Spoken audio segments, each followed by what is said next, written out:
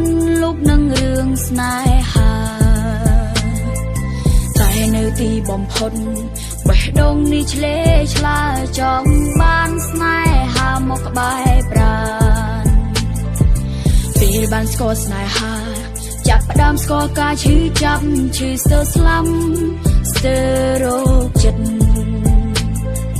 ស្ដាយបេះដូងមនុស្សស្មោះប្រគល់ឲ្យមនុស្សក្បត់ផាត់ហេតុអ្វីជីវិតជួបតែរឿងឈឺចាប់ឲ្យបេះដូងមនុស្សស្មោះដល់ល្ងងខ្លៅចង់ភ្លួរឿងស្នេហាគេធ្វើឲ្យឈឺចាប់ក៏យកម្នាក់ឯងឲ្យបេះដូងមនុស្សស្មោះត្រូវគេបោកឲ្យឈឺអរ៉ាមិនមានឲ្យជឿនឹងរឿងស្នេហាហើយនៅឯមនុស្សស្មោះត្រូវខូចចិត្តនេះឬជាស្នេហាដែលមកប្រាំងឲ្យឈឺចាប់សាលែងចង់ដឹងឮលែងចង់ភ្លួរឿងស្នេហាធ្វើឲ្យខ្ញុំឈឺចាប់ឲ្យឈឺចាប់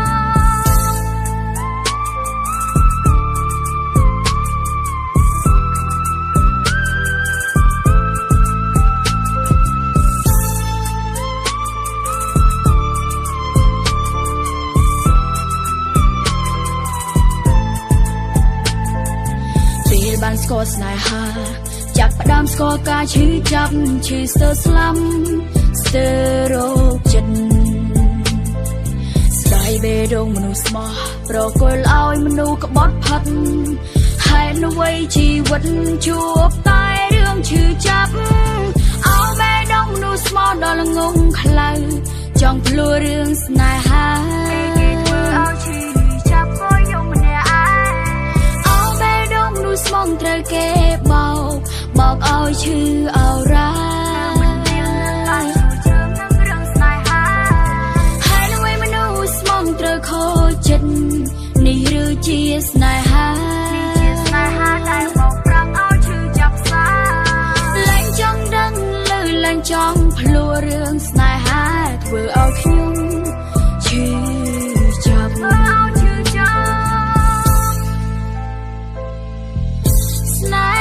សម័យឥឡូវត្រឡប់ត្រឡិនច្របូកច្របល់បេះដូងស្មំទៅជាក្បត់ព្រោះតែទទួលនៅអធិពល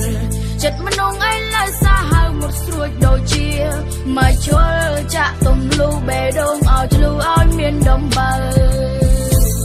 ស្នេហាជាថ្នាំពុលបំផ្លាញបេះដូងឲ្យខ្ទេចគ្មានសល់នៅពេលគេឆ្អែតចិនគេទាត់យើងចោលដោយកាក់សំណល់មនុស្សសម័យនេះពោពេញទៅដោយល្បីកលយកស្នេហាធ្វើជាធ្នាក់តាក់ចូលរុនដៅឲ្យបេះដូងមនុស្សស្មោះដល់ងងខ្លាំងចង់ភ្លួរឿង